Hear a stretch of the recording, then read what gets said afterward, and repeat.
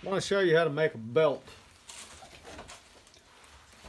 So the first thing, or the easiest way to do it, is you take your old belt. So you got one that's got snaps. That's for the ones that need it for the buckle. Some of them don't. So you'll take your new piece of leather. Just go to a leather company. This is 1.5 inches wide. Some of your dress pants you'll need 1.25 inches. So you'll take your end of your belt, press down on it. You'll mark you a couple of places. And if you need your slot, mark it out with an ink pen. And then what you'll do is, once you mark your spot for your first 2 snaps in this portion, then you'll take a hole punch, or you could take a knife and fold it in half, and you could cut a slot.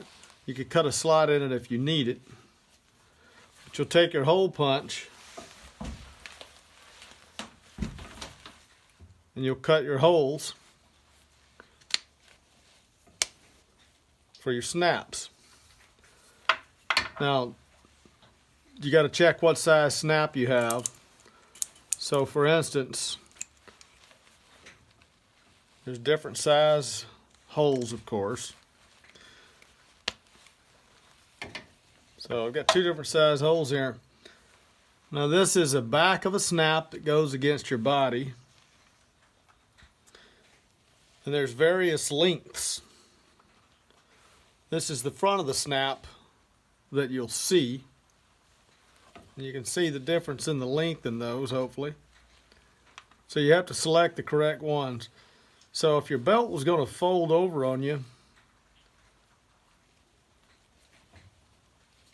you'd put the back snap through.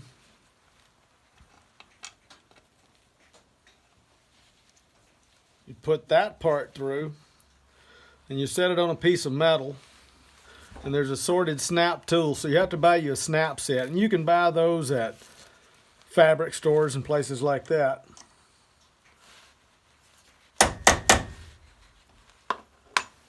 Seems like these snaps here, I don't really like the set they sold me with them. But you'll get that set, and I'm just using a smaller one to drive it down with. And the same process you'll do with the other snap. You'll punch a hole through the other side of it. You'll put the receiver on, and then when you fold them together, it's just a normal snap. So easy enough. So once you've got the end marked out, you've got your snaps in it. Go ahead and do that first, because if you screw up, you're going to need to cut it off and start over. So you buy you a piece of leather that's longer than what you need. So once you've got this end made, you'll take it, clamp it, have somebody hold it, whatever. You'll pull down to the other end of the belt. So you get all the way to the end. And in my case, I'm losing some weight, so you just cut it off to wherever you need, however long you want it. And snap holes are generally about 1 inch apart. Don't go any closer, because if you put a bunch of little holes, the leather will tear out. So you can use your old belt as a template. Just 1 inch apart.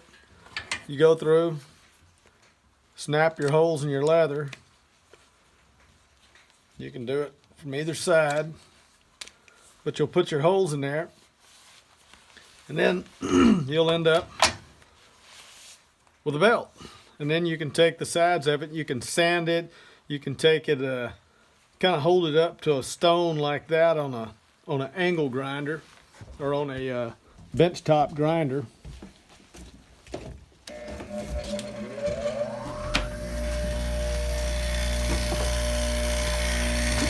So for instance, just kind of smoothing it off a little bit, and you'll do both sides of it.